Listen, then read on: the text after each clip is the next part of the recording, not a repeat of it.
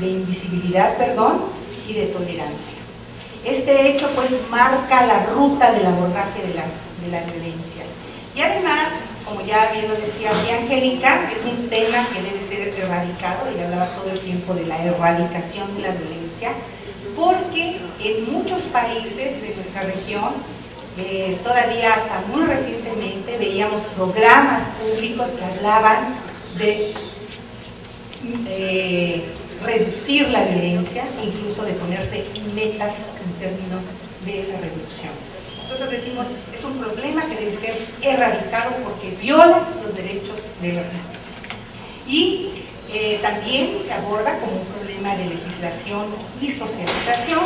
Y bueno, siempre terminamos diciendo que la violencia de género no incluye en nuestro mandato y en nuestro quehacer la violencia contra los hombres, aunque esta exista, la violencia de género contra hombres, porque no es la más prevalente. La prevalente y la que verdaderamente significa un problema social es la violencia que se ejerce contra las mujeres. Nunca falta que se aborde también la violencia contra los hombres. Por eso hay que hacer esa precisión. Un abordaje comprensivo de la violencia contra las mujeres, evidentemente, para su visibilización requiere muchas piezas de información. No es suficiente con tener una mirada en una fuente de datos, hay que reconstruir el fenómeno que es de amplio espectro. Estamos hablando de problemas estructurales, y en ese sentido las fuentes de datos tendrían, si tuviéramos fuentes de datos completas para abordar el fenómeno, nos tendrían que ofrecer insumos para formular, dar seguimiento y evaluar políticas de erradicación de la violencia. En eso estamos en ese tránsito, pero aún no tenemos el instrumental que nos lo permite. Yo voy a abundar en esto. ¿Qué requerimos? Bueno, requerimos producir, sistematizar, analizar y difundir información sobre violencia de género y determinar acciones sociales y gubernamentales encaminadas al avance del desarrollo humano en el marco de los derechos humanos. Vamos a siguiente. En nuestra región, en América Latina, efectivamente, con el transcurso de los últimos años, hemos notado que hay un crecimiento en la producción de conocimiento sobre el tema, pero aún este conocimiento es muy insuficiente y se limita generalmente a la violencia de pareja en el ámbito hogareño. Es decir, hay un recorte de la realidad que lo circunscribe a un espacio donde efectivamente hay una alta prevalencia de este tipo de violencia, pero que no refleja ese fenómeno estructural del que estamos hablando.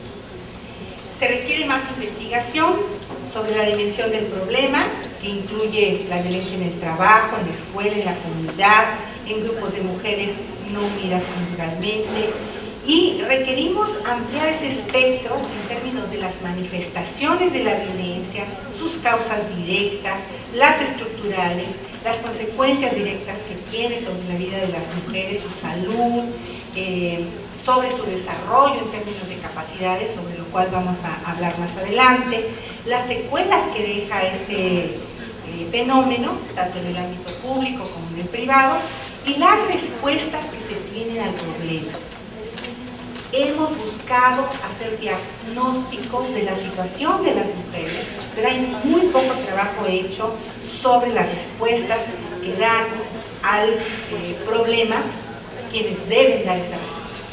Y en ese sentido, también nos hace falta información sobre las percepciones y representaciones sociales que tenemos sobre el tema y el vínculo que tiene la violencia con programas de políticas públicas que van orientadas a la población y en especial a las mujeres.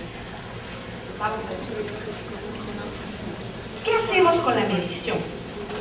Bueno, medir el fenómeno no es algo sencillo. Muchos fenómenos implican una serie de datos que nos van aproximando al fenómeno. El caso de la violencia es un caso muy especial y particular.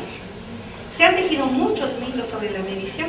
En el pasado, decíamos, escuchábamos con mucha frecuencia, que por la dificultad del tema, por la estigmatización que provoca el ejercicio y la victimización que se tiene en nuestra sociedad y cómo se estereotipa también la violencia.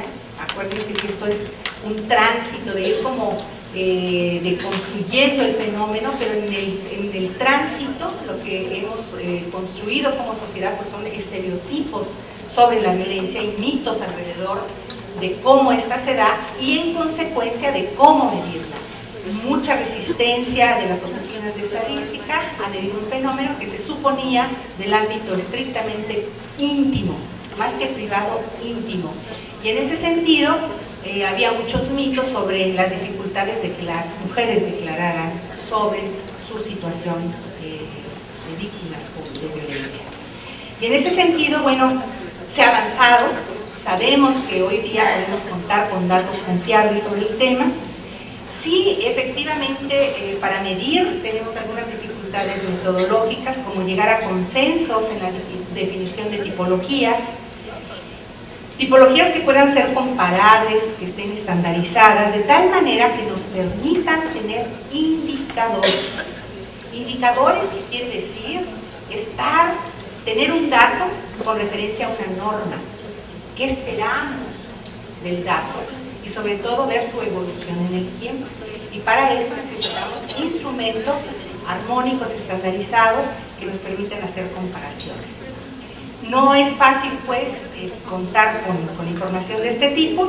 La cobertura temática y geográfica que vamos a abordar, los periodos de referencia, los rangos de población que queremos acotar y el problema de la simultaneidad de los eventos.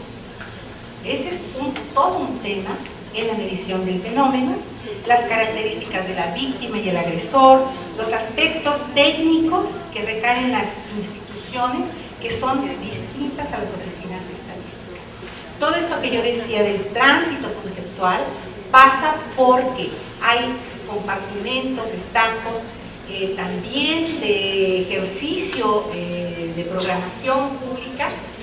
No es lo mismo ver el fenómeno desde la perspectiva del sector salud que verlo desde el sector educativo. En uno tenemos más el enfoque de la atención y en el otro más el enfoque de la prevención.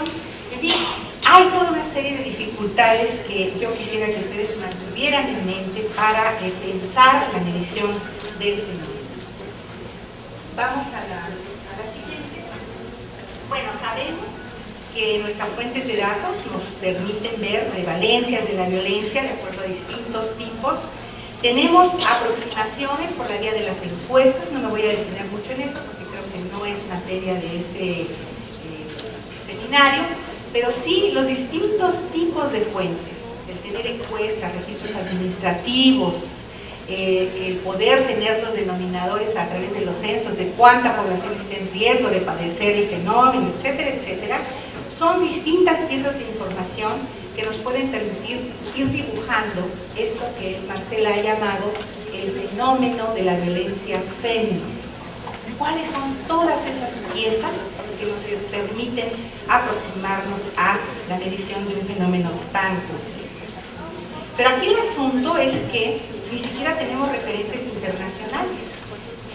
No hay en el mundo un país que pueda presumir de tener todas las piezas de información que se requieren para medir este fenómeno.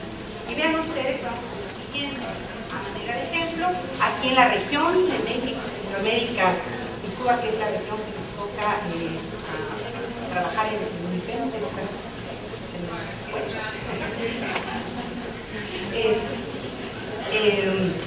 vean ustedes allí cómo hay una enorme heterogeneidad en el tipo de encuestas que estamos levantando. Muchas de ellas, la mayoría en la región, se refieren a la violencia en la pareja. En México dimos el salto del 2000 al 2003, ya habrá explicado Marcela que fue gracias a la Comisión de Feminicidios que busca, dentro de la investigación, tener un cuerpo de información que apoye todo esto y que se amplíe el espectro de la encuesta. Vamos a la siguiente para que ustedes vean cómo esto no es privativo de América.